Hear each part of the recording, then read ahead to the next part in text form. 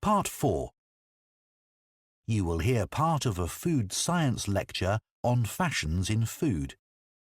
First, you have some time to look at questions 31 to 40.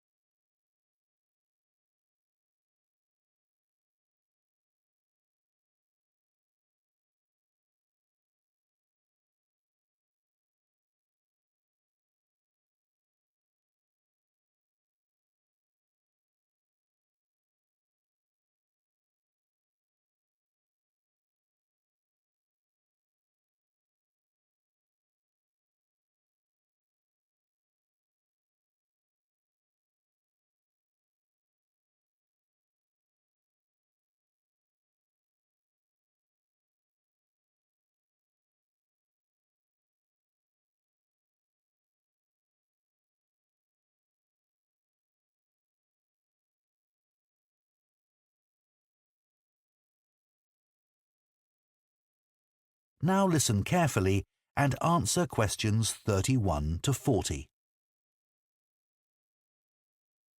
There are trends in food much as there are trends in clothing.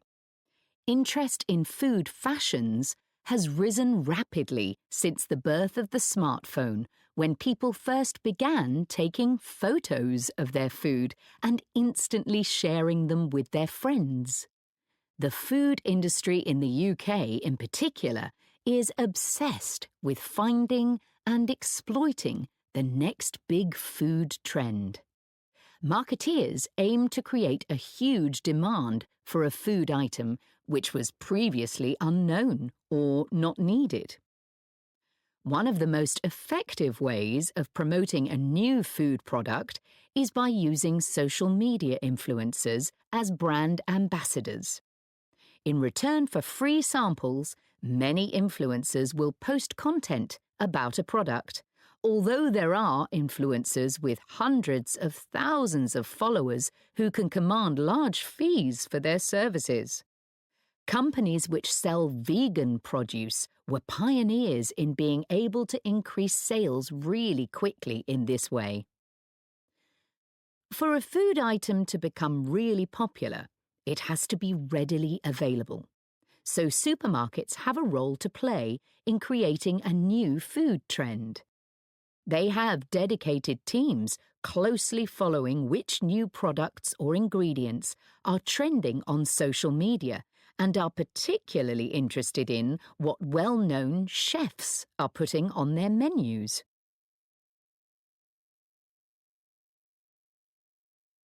I'd like to look at a few examples of marketing campaigns which were really successful in launching a new fashion trend. Starting in the 1990s with the avocado. A British PR company was hired to raise its profile and stimulate demand. They paid for a group of journalists to travel out to South Africa to meet avocado farmers. Articles written following this visit helped to educate the British public about the avocado, which at this time was certainly not the daily staple it's since become. Advertisements were designed to promote the avocado as a superfood, rich in nutrients and therefore beneficial for health. Avocados became hugely fashionable, and within a few years, UK avocado sales had grown from £13 million annually to around £150 million, making it one of the most successful fresh produce campaigns in UK history.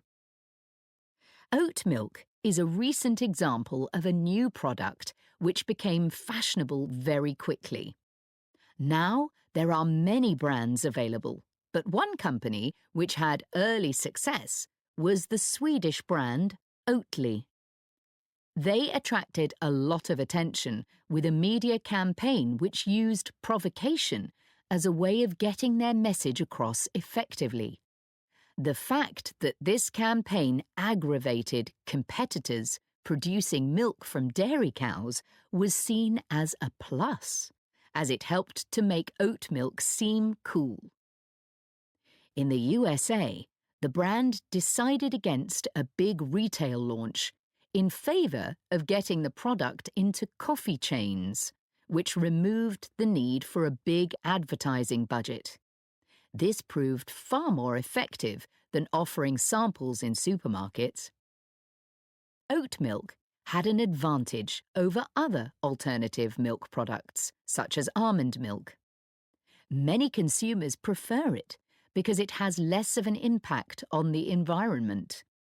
It requires significantly less water to produce than other alternative milk products, and it also has a relatively low carbon footprint. Norwegian skrei, a rarely available seasonal fish delicacy, otherwise known as Arctic cod, is now found on the menus of Michelin-starred restaurants throughout Europe. The demand for skrei has been used by a food marketing agency to build the reputation of Norway's fisheries in general. Marketing surveys have shown that a significant number of shoppers now associate Norway with excellent seafood.